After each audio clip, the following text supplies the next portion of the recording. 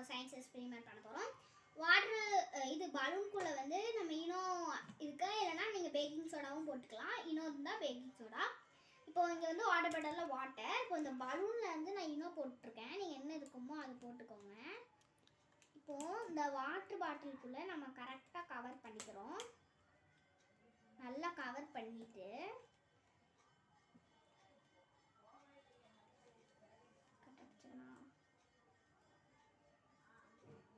அப்படியா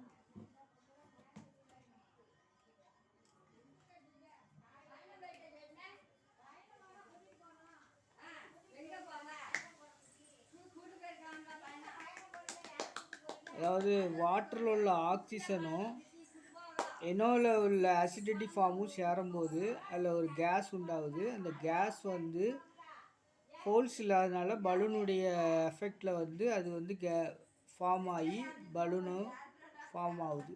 இதுதான் இதோடைய எக்ஸ்பெரிமெண்ட் ரீசன். நீங்களும் பண்ணி பார்த்து